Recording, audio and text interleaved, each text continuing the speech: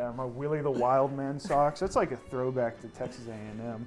That was our unit mascot was Willie the Wild Man. It was really just the Tasmanian devil. But, okay. Yeah, so last week we got feedback that the audio was quiet, so hopefully we're not blowing up the mics if I do that. Moved a little closer.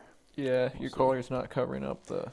A little bit of trial and error on the TRIDENT podcast. Oh, dude, that's so much better. That's a big difference. But yeah, so Father came up and he's like, I'm preaching about courtship tomorrow.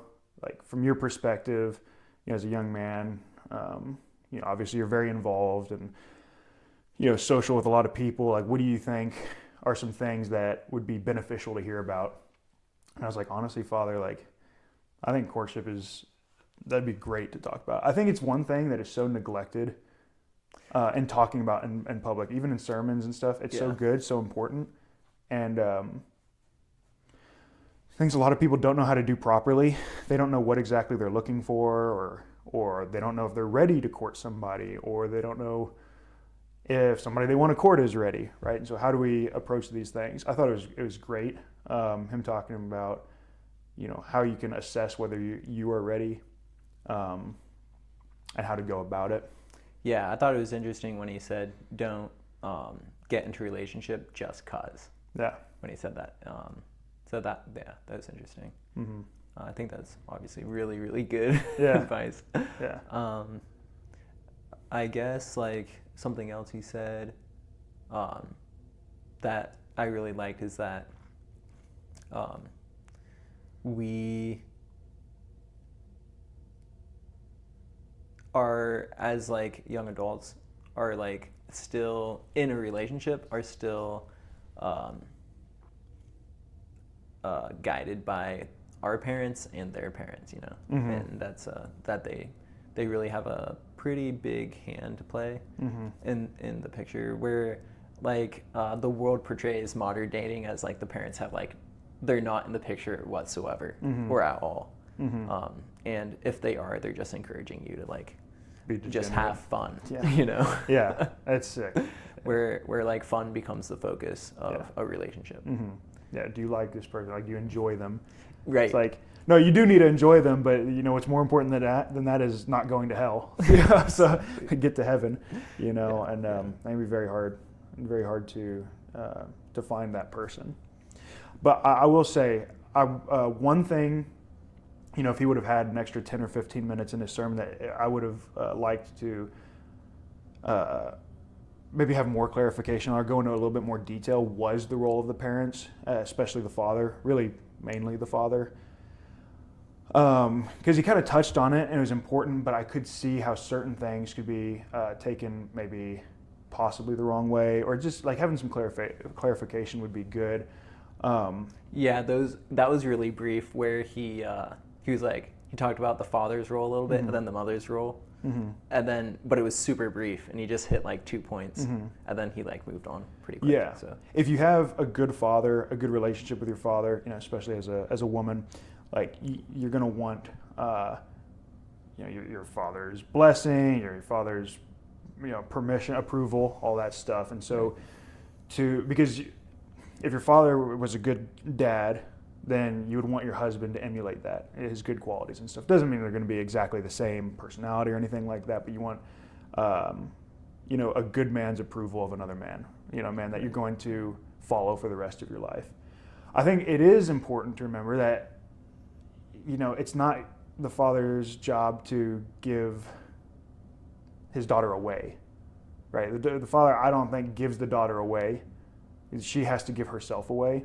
And so I could see how it might come across as if, the father, I don't know, you get what I'm saying? Like some more clarification in what exactly does it mean, Yeah, there's like the image of the father with like the shotgun on the front porch, like, who's this guy who wants to date my daughter? Where if he has raised his daughter correctly, perhaps it seems like this should be the case, where the father doesn't have the shotgun, mm-hmm. and because he's raised his daughter in a certain way, mm-hmm. she will be able to say like, this guy is a horrible person, or like someone mm-hmm. I would never want to spend time with. pretty quickly she'd be able to realize that, and she would be able to make like that decision. And if there happened to be a circumstance where she would need the protection of her father, like obviously she would talk to him, ask him, and things would be fine. But it's interesting that people say like, oh, I'm going to be the dad with the shotgun. Yeah. It's like, did you raise your daughter at all? Like, and that's the crisis. A lot of them don't. Right. Like, where have fathers gone? And where have mothers gone too? But like, where have fathers gone? You know what I mean? There's absent fathers. There's fathers that are in the house, like physically, and they're completely absent mentally, spiritually, emotionally. And it creates a weird, really unnatural environment to where they have to maybe overcompensate with, this is how things are going to be.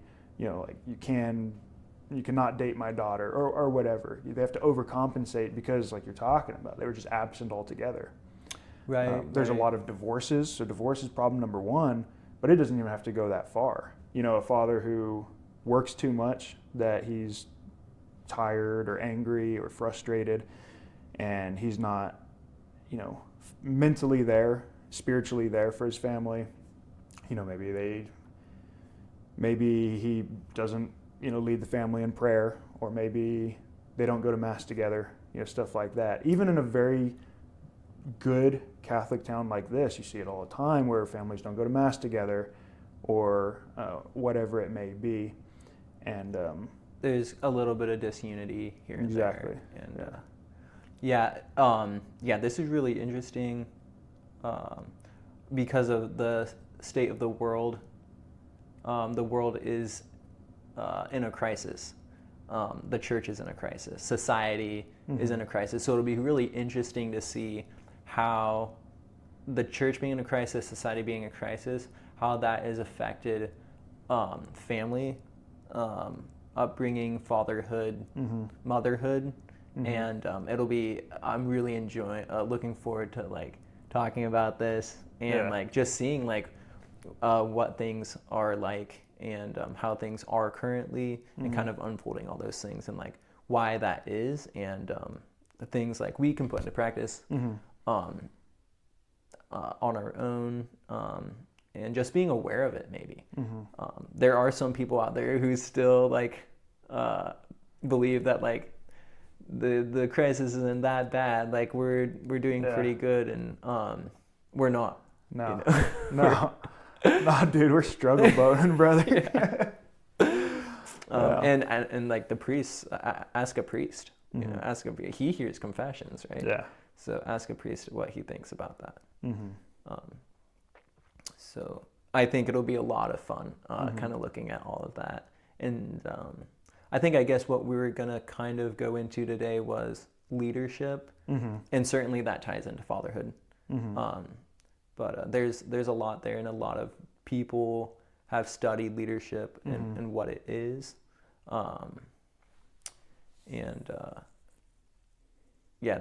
That's I think today there are not a lot of leaders, period. Completely absent. So I think it'll be interesting, like digging into that one a little bit, and kind of seeing like, I guess, like qualities of a leader, and what it is to be a leader. So I don't know, what are your thoughts on that? It's funny. So I texted you the other day, and I was like, you know, I've been thinking a lot. This is what I want to go into. When I was in college, one of the courses I took, you know, one of my certifications is applied ethical leadership, and I was like, man, this would be really great to talk about and everything. I wanted to go into a lot of detail and stuff. Oh wow! But I decided, like, for this week, I don't know if I really, you know, especially after Father's sermon, going into as much detail maybe it doesn't matter. It's gonna be like types of leaders and how they you know fit a certain mold and stuff like that. I think in general, leaders are absent, but they don't. It's not because they can't be there, but they choose not to be there, whether it's out of fear or whatever. And so maybe like already, what's coming to the surface is, in general, maybe there's just not a lot of confident men who have the ability to be a leader, and so they choose to kind of not step into that role. Maybe. Yeah, it could be lack of confidence. It could be too many distractions, things like that. I know for me, one thing I struggle with a lot is like, I'm interested in so many things, and that sometimes I feel like my attention is so divided over so many different, areas of life that it's hard for me to be like a leader in this like one specific case. Now, that's just an example, but a lot of people, they're just they're almost apathetic to leadership because they're distracted by other things. It's easier to follow, which is okay because you do need followers, and like in some parts of your life you have to be a follower, in other aspects of your life you have to be a leader, and it's very hard to use your prudence to determine in what part of your life are you a follower and what part of your life are you a leader, if that makes sense a little bit. And because of the degradation of our society, the lack of examples, I think it's becoming a negative feedback loop. Right? There's less fathers who are good examples of leaders, and so their sons don't have that good example, so they get maybe a little worse. Yeah. But then what's great is, you have these men who are just amazing, and I always think about it like Father Crott. Father Crott is just awesome. Yeah, he's a commander. He's a leader. He's a leader. A leader to his core, like just naturally. And so when he does like the boys' camps and stuff, like the boys want to imitate him. Like that's amazing. Yeah. No, I was on a camp with him, and I was off to the side, and I saw another priest, and I walked up to him and I was talking to him. And this priest looked over at this camp, and he saw Father Crott standing like kind of in the middle of like all this movement, and it was all the boys like setting up the tents and like moving equipment around. And he was like, look at that general, just commanding. Yeah. And it was true. It looked good. Like there's respect. There was like delegation. There was confidence there, and it was good. Yeah, sacerdotal aura. Somebody said that one time. I thought it was so funny. It's like, what does that even mean? Sacerdotal aura. It was just like priestly aura. He's like, so priestly. So like masculine. Right, it's awesome. But I thought it was a funny phrase. I love using it now. Like that. Yeah, we could talk about like leadership, and then we can just talk about like men. Yeah. Well, if you are a man, like a properly formed man, the leadership qualities come out, right? So, what makes a boy a man, what turns a boy into a man, I think many things. One is the building of virtue, and like fortitude, stuff like that. But another one is the ability to lead. A boy does not lead. A boy follows. And then as you become a man, slowly over time, you develop the characteristics that are emblematic of a true leader.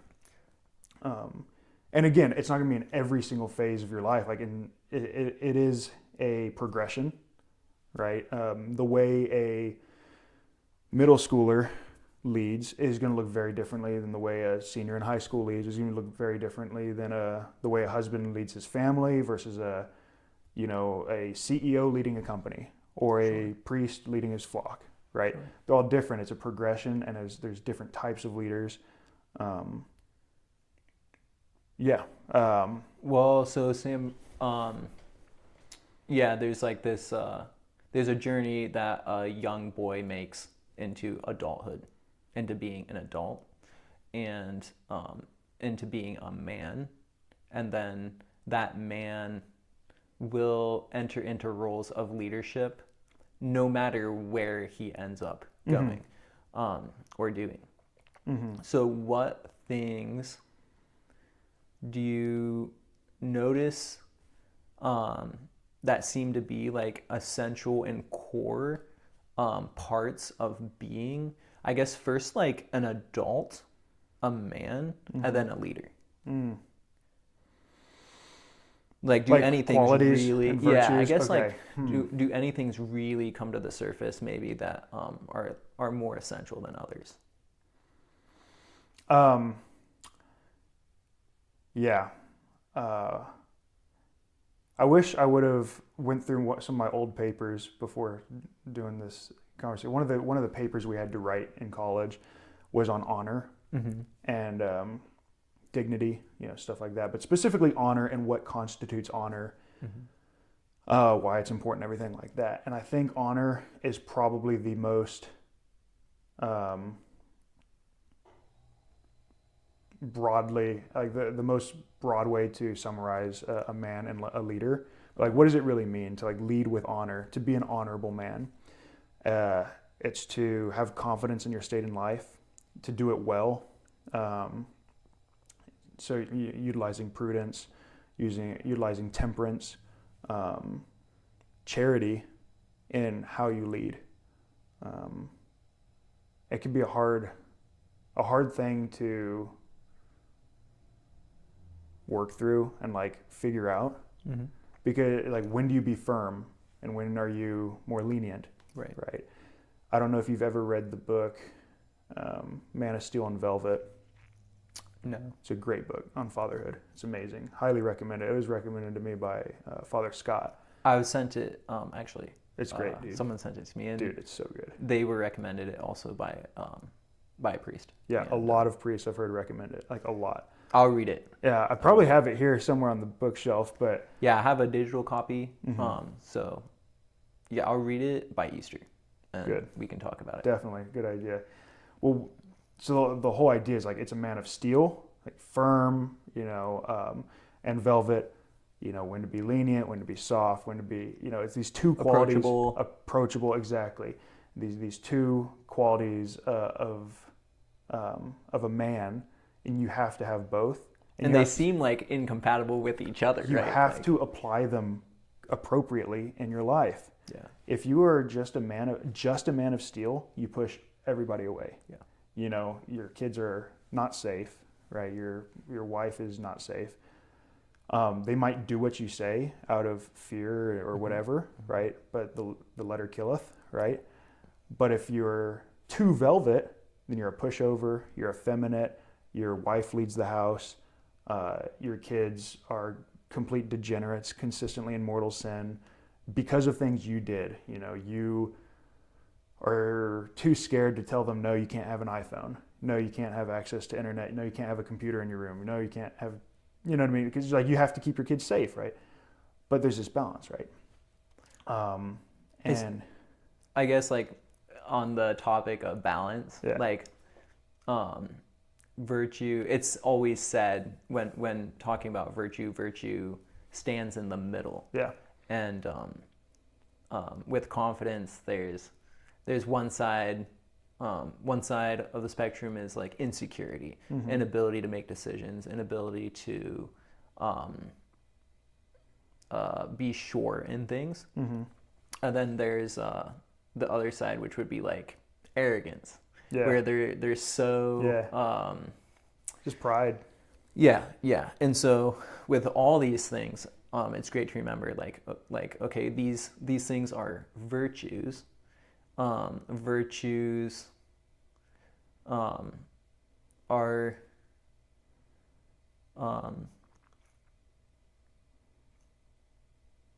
it like to the faculty of the will, and there's things that grow, and there are things that are required for adults, for men, and for leaders, certainly. And our faith very much works with virtues. And there's like the natural virtue, habits, and then there's infused virtue, grace, and those things need to be there. The work that our wills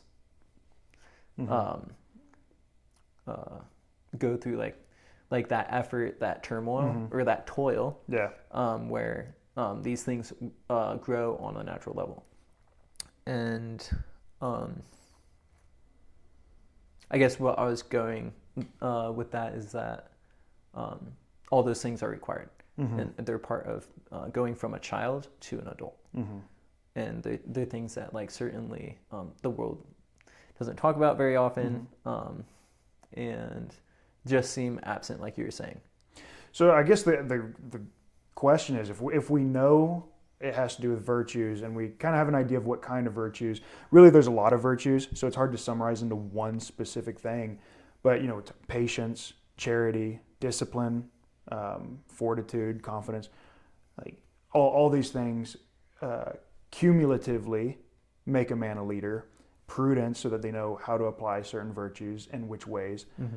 But I guess the question is there one that really kind of comes to the surface there? Yeah, one that really comes to the surface. I would just say, man, dude, like for me, it's prudence, but temperance, dude, temperance. Mm-hmm. If you can deny yourself of your own pleasures for the sake of a greater good, like leading a family, I think that's a key characteristic, a key thing. But where I was even going to go with it is in the wake of seemingly absent fathers, absent leaders altogether. I mean, even if you go to public school, dude, you're done, right? You're cooked, bro.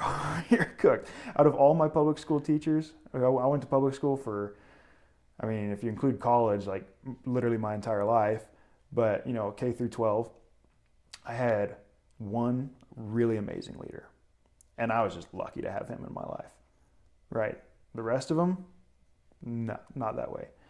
But anyways, like the point is, like, for so many men, they don't have examples of leaders to emulate, and for so many women, they don't have examples of masculine leaders.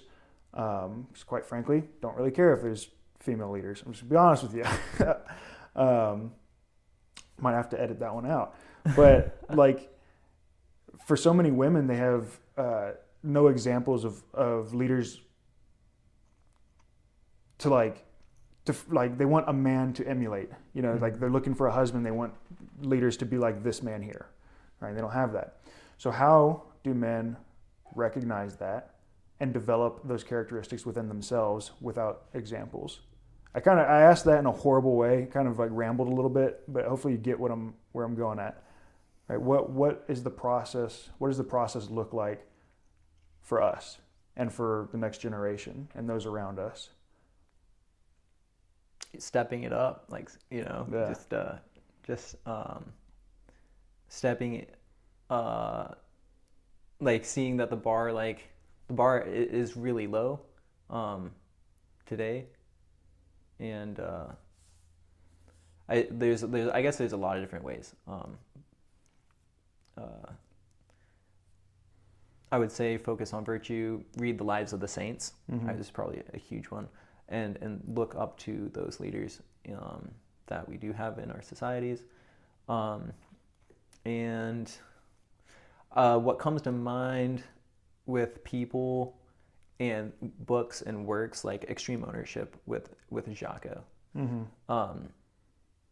He seems to say that so ownership, accountability is that thing that kind of comes to the surface. Mm-hmm. With what he's studied and how he sees leadership. Very qualified and incredible individual for sure. Mm-hmm. Great work. And yeah, accountability is a huge part of being a leader, being an adult. Mm-hmm. And it's something that is lacking, sure. Mm-hmm. But like, what is accountability?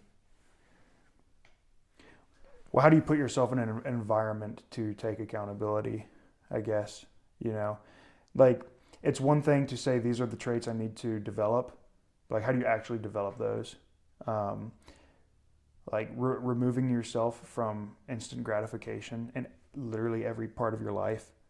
I think we mm-hmm. talked about that a little bit last week. Right. You need to start denying yourself, practicing fasting, or abstaining from meat, or don't hit the snooze button. Right, like these little things that end up over time. You develop discipline. I think that's one way. One really, really good way, but also learning to take pleasure, not pleasure, that's the wrong word, but learning to accept the suffering of like a daily grind, like going to work every day, and being... Yeah, finding like joy in that process mm-hmm. of being virtuous, I suppose. Like if you look at the life of a priest, like here, it's a pretty early rise. There's a lot of like, I guess, like naturally uncomfortable things, but there's so much joy in a life like that, where they're doing priest fit, and so there's like a physical challenge there. There's a lot of prayer, obviously, and a lot of tasks, and all in which are incredible. It, like gives like an incredible groundwork for like maintaining and growing in virtue. And that is like, I guess we had like a gospel recently, a few Sundays, about like the seed, like if it lands on rock, like the roots can't like really, and the soul that is growing in those virtues, like the roots can deepen because grace builds on nature. It's funny you mentioned the priest fit and everything. I don't know if I told you this before, but one of the reasons we decided to call our like little podcast YouTube channel TRIDENT is the idea that masculinity, there's like 3 pillars of masculinity: physical strength, mental strength, and spiritual strength. And within your life, you have to take extreme care to develop each one of those pillars and build it up. So you just can't be fat, slob, lazy, potato, couch potato. You can't. If you're a couch potato, you're not going to be a man. You're not going to be virtuous. If you are intellectually lazy, like not everybody's going to be some, like Thomas Aquinas, right? But you should take care to grow in, in your intellectual capabilities, reading, studying, just learning what you can from an education point of view. But also, and the most important one is spiritually, you have to pray, you have to fast, and grow in spiritual discipline. So you have to hit all 3 of those. And because if you're neglecting one, inevitably you will start to neglect the others, right? And if you are deficient in one, you're inhibiting the development of the others as well. Right. Now, each individual person might be more inclined to one specific area of life than another, but they have to take care to grow in all of those areas. So I thought it was interesting. Like a lot of times we don't think about priests taking care of their bodies physically, but that's super important. Yeah, especially for society priests. I mean, they're traveling so often, and that takes a toll on your health. Right. And if you get in weak health, then you're sick, and Yeah, I mean that drains you. Yeah. That's every duty, or that's the duty of every human being, really. Take care of the temple, and eat healthy, and avoid excesses, obviously. Yeah. In every way.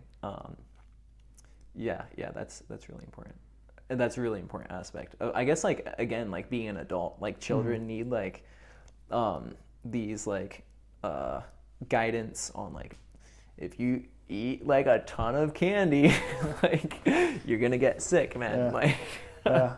Where like as that development happens, there's that virtue of like, okay, I'm gonna choose not to like go into these excesses, and surely that's an aspect of just being an adult and being a man. I think things that come to the surface that other men talk about, that because I've asked a few guys like, hey, what do you think are like the top qualities of what makes a man a good leader, what makes a man a great man? And the 2 things that really were coming to the surface was humility and confidence. And I guess like that could mean a lot of different things to a lot of different people, right? It's like funny, what's they're like humility? opposites, but they're not. Right. They're not really. It's kind of like the steel and the velvet. Yeah. Yet they're really meant to be integrated together. But I guess like what is confidence first, and then what is humility, and how does that work in an adult man? Well, that's a good question. Like, what do you say? What is confidence and what is humility? Because they're not completely abstract, but they are abstract terms. Yeah, right? we So could you have to be humble and confident, but like, what does that look like? Yeah, we could look at like the Summa and see what St. Thomas says. And a lot of different people have studied these, and they come up in like a lot of great works. Imitation of Christ, it comes up a lot. My Daily Bread, it comes up in there. Divine Intimacy talks about it. St. Thomas, obviously.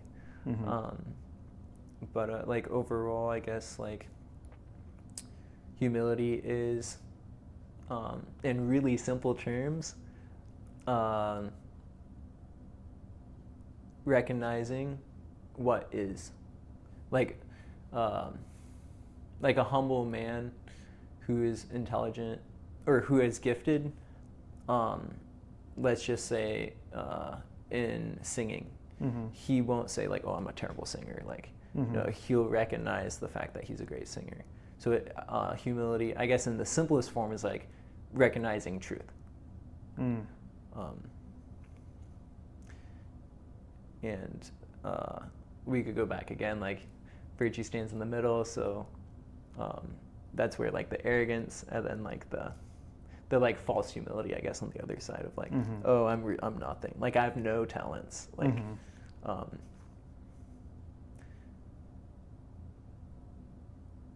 and then confidence, there's the same things, obviously. Yeah. Well, I think a confidence is decisiveness, right? You have to make a decision, and you have to trust in that decision. It might end up being the wrong decision, but you can't sit here and say, wait, like what if I do this, then what's going to go like, and then you just don't make any decision whatsoever. Nothing changes, nothing happens. So confidence is you're going to be decisive. Now humility, if we're just like putting it to like a practical scenario, is welcoming criticism, right? Like it shouldn't hurt your pride.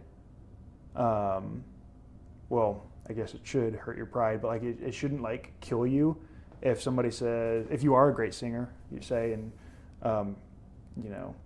yeah, you kind of missed this note here. You're a little sharp here, you know what I mean? Or, yeah, you missed the ictus on this, and chant or whatever. You kind of directed it maybe a little bit incorrectly. Like you should be, thank you. Like, right. Great. Now I have something to improve. I am a good singer. I get that. I'm a good musician, but I am still capable of growing, right? And it shouldn't make you distraught if somebody greater in some area, some aspect comes and corrects you, right? You should welcome that, really.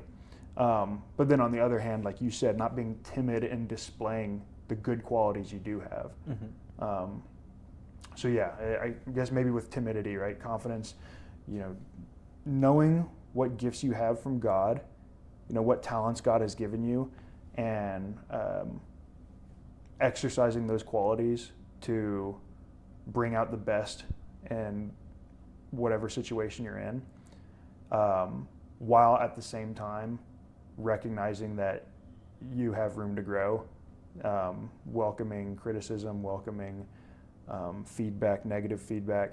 I guess maybe that's a practical way to put it. What do you think? Does that make sense? Or what? Yeah, that does. And also, I would add to like that, recognizing you have these abilities and qualities, putting those to work and using them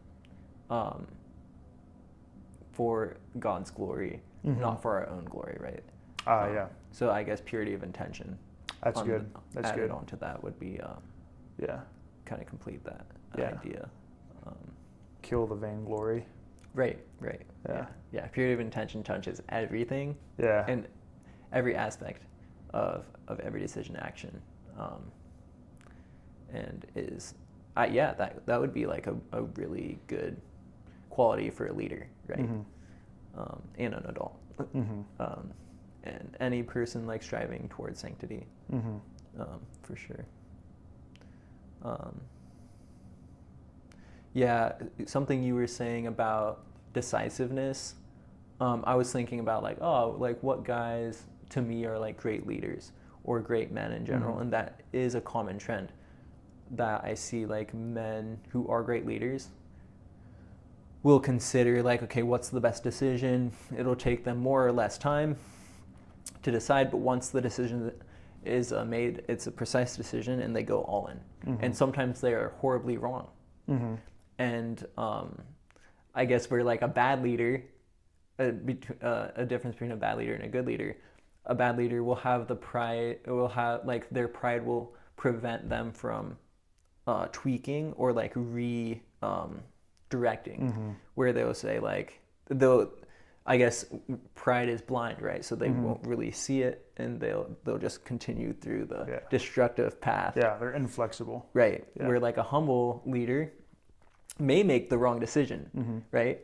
Which is going to happen a lot because we can also have the fear of like, well, what if I make the wrong decision? Mm-hmm. Then there's no decisions being made, right? Yeah. And you're just still, nothing's happening, right? Yeah, the wrong decision made in a timely manner might end up, or let me rephrase it, a decision made in a timely manner might end up being the wrong decision, right. But a decision made too late is always the wrong decision.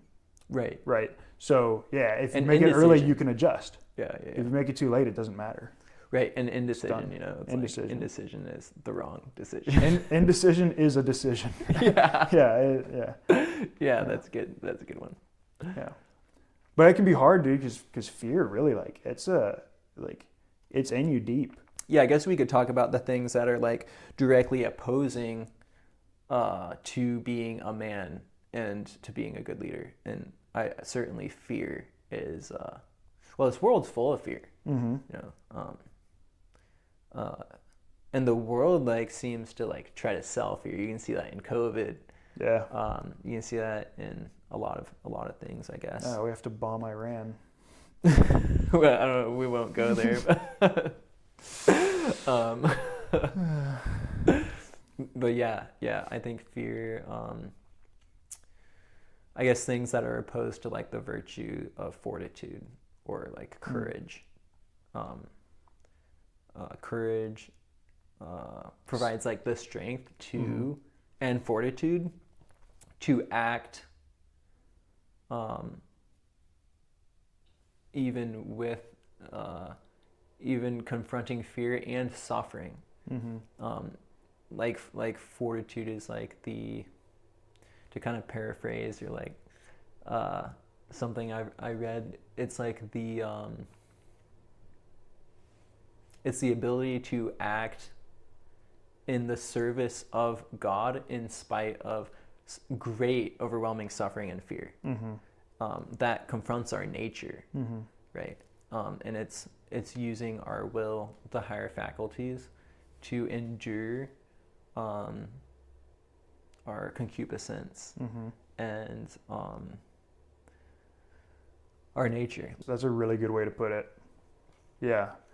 Like utilizing the will, subverting your interior desires, or not desires, but passions, your feelings, your anxiety. I mean, people are so overwhelmed with anxiety. It seems like nowadays everybody's got some crippling anxiety disorder or something. For whatever reason that is, I don't know. It could probably be a lot of different things, but being able to recognize that and not be led by your emotions, but the knowledge that you must act and behave in a certain way in service to God and in service to His church.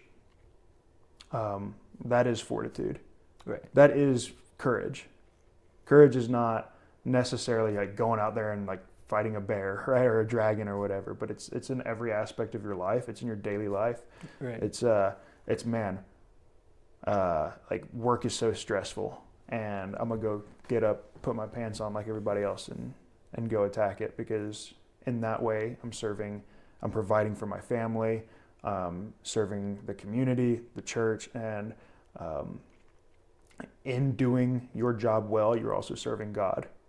Right, and there's that constant like attack from the world of comfort, constantly. Exactly, man. And it's it's a daily, you wake up and you're like, I decide to do this. Instant gratification. Yeah. Has to die. Selfishness has to die.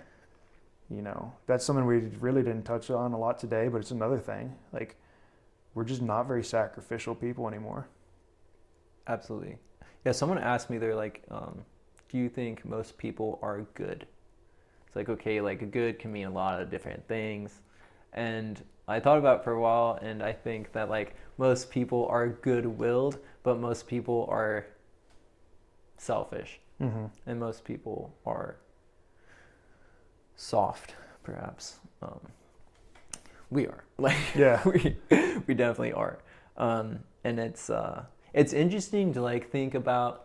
Someone else said this once, and they said they're like, the battle like years ago was like I need to build this shelter. Mm-hmm. I need to find wood. I need to find fuel. I need to find food, and I need to build tools and find water and how to clean the water and like all these things. And like it seems much more of a natural lifestyle to human beings, this process of like shelter, food, and these different things, where today he was like, it just seems like, yeah, all that's there, all that's provided.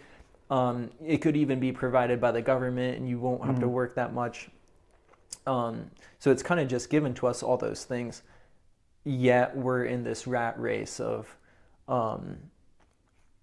this 9 to 5.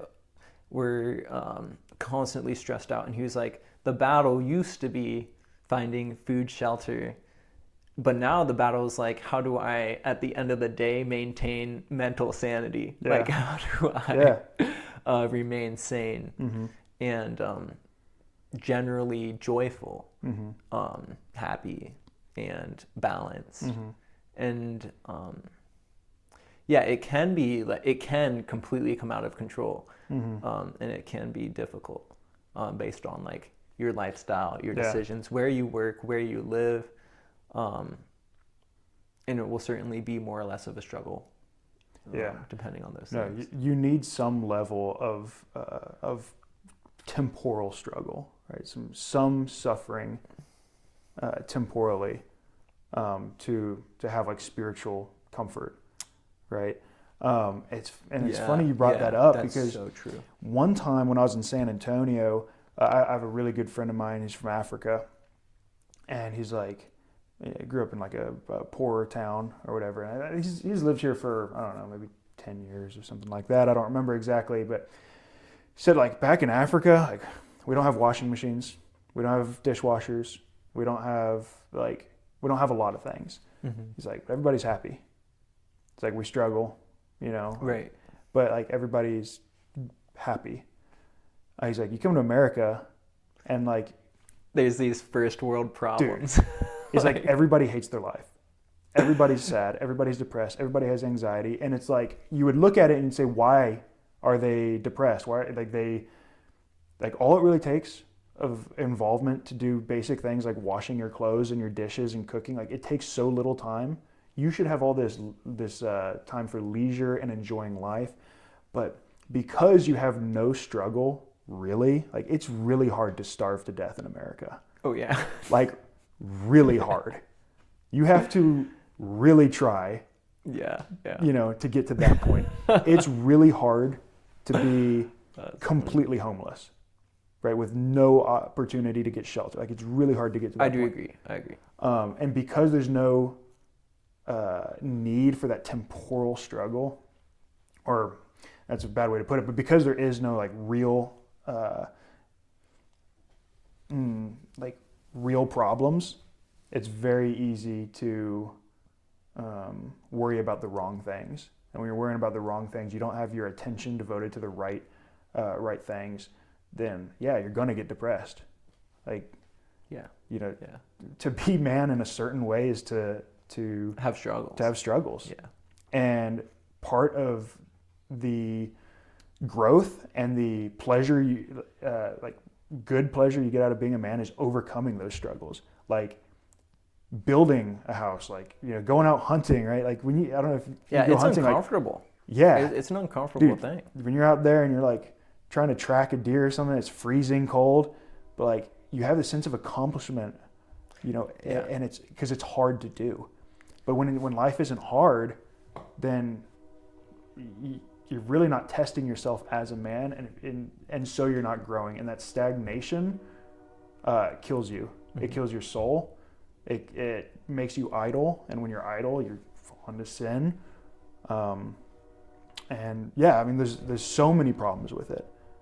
But yeah, those are some of my thoughts, and it's just such a good example. It's funny you brought that up because that was, I guess it was a year ago or so now that he had told that to me. But it's that's great. I've been thinking about it ever since then. Like, man, I really need to make my life harder. Right. Well, it makes me think like how, I guess back to what we started talking about at the beginning of this, how like society attacks that constantly and in so many ways. Like, a man could like get up early, go on a workout, get work done at his desk, and then like for the afternoon go hunting with like his son. And let's just say it's cold, it's rainy, they got their gear. Miserable, man. Yeah, and it's like it's uncomfortable.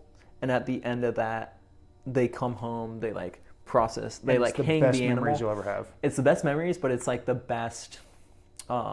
That's being a human being in a natural, in like a good natural way. And those souls, like the Father, the Son, like those souls are going to have a certain natural joy from that, from the struggle, from overcoming it. Yeah, it's to a human being. And you could take the same father and son, they could sleep until 10, they could eat Pop-Tarts for breakfast, and then they could like flop down on the couch and play video games, for example. And what would that do to their souls, right? Like, they certainly wouldn't feel the same sense of joy. They wouldn't have built virtue, right?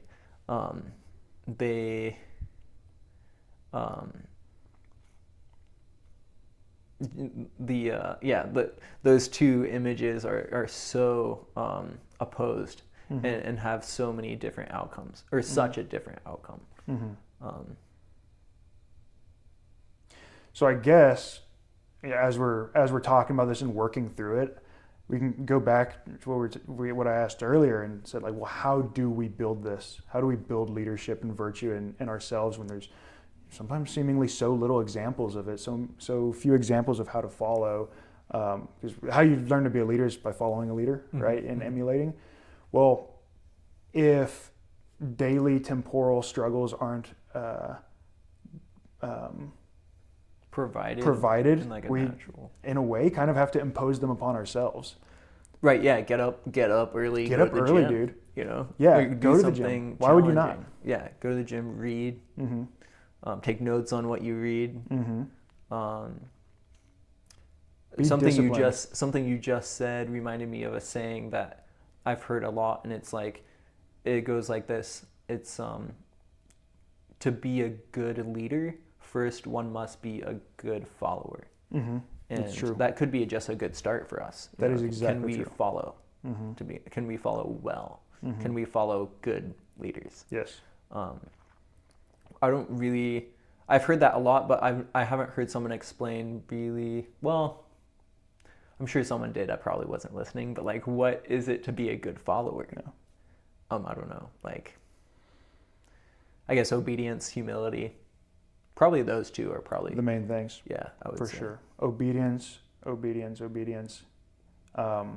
yeah, humility, and recognizing that all authority comes from God, and that the person in your life as the authority over you is that's God speaking. And yeah, in some way of putting it, it's a representative of God. Right. In some way of putting it. I'm drawing a blank on like the term I want to use for it, but simply being observant of the leader. How does he lead? Right? If you're a follower, you're being obedient, you're being humble, but you're being observant.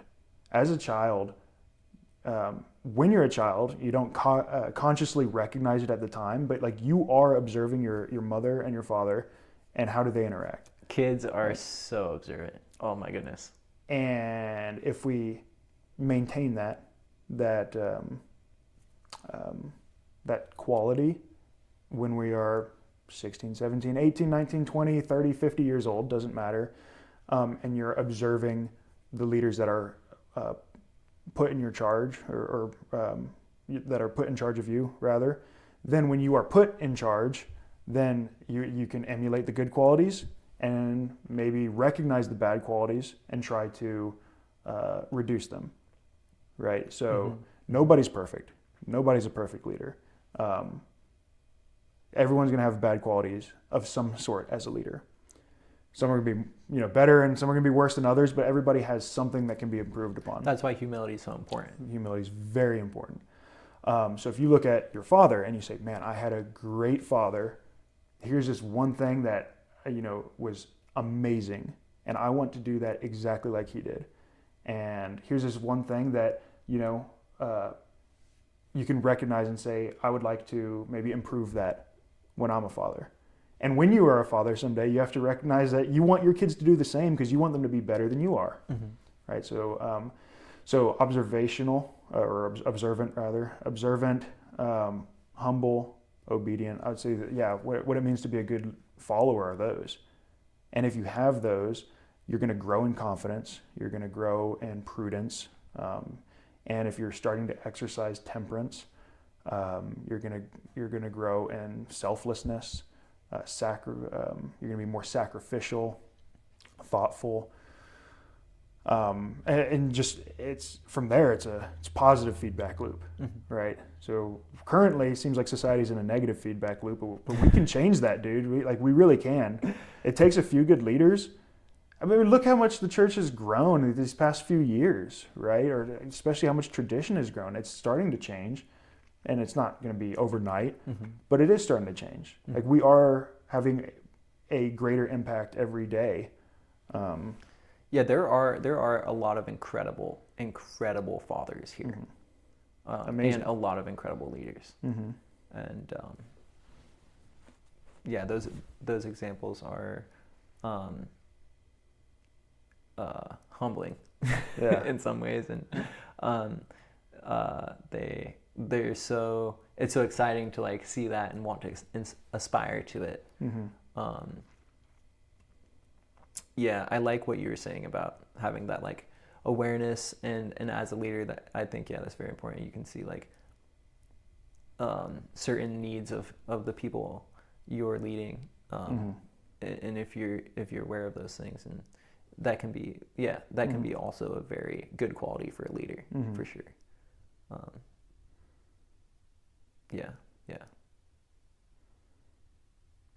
Well, Tony, I know we talked about only recording for a brief period of time. I think we've almost hit an hour, so oh man, all right. Sorry to keep you a little bit long. I don't know, maybe that's a good spot to leave it for now, unless you have any other thoughts that you want to talk about today. Otherwise, we could book it and pick it up next week. Yeah, certainly. There's so much there with leadership. I think we just partly scratched something. Barely even touched the surface. Barely. There's so many times it's like, man, we could really dive into this one thing, but right. It would take a lifetime. Well, I think that's what's really great about doing this is we're not good at this, but we're getting better, right? Yeah. And you just have to dive into something and do it to get better. Really excited. Today was great. And I think just doing it and then reflecting on how you're doing it, you're oh wow, we could really get better here, we could get better there. I already know. So it's exciting. I'm gonna watch it back. I'm gonna say, man, that didn't come out right. Shouldn't have said that probably. Maybe make a few edits here and there. Or just man, I really wish I would have expanded on that. Right. Or maybe just completely save this topic for another week because you brought it up. There's so much. Dude, I wish we would. I wish in the early I would have just really hit on sacrificial, having a sacrificial nature. But that spirit. Spirit of. Anyways. But I'd love to hear from anybody who watches and listens to this. What do you think? What are some qualities that make a man a leader, and how do they develop it? Would really love some feedback and hearing your thoughts. But I guess for now, We'll save it for next now, week. that'll work, and we'll never run out of things to talk about. I know that. I know that there's an infinite amount of things. So awesome. It'll be great. Thanks, Sam. Yeah, Tone. Thanks for having us. Until next week. Yeah, for God sure. bless everybody.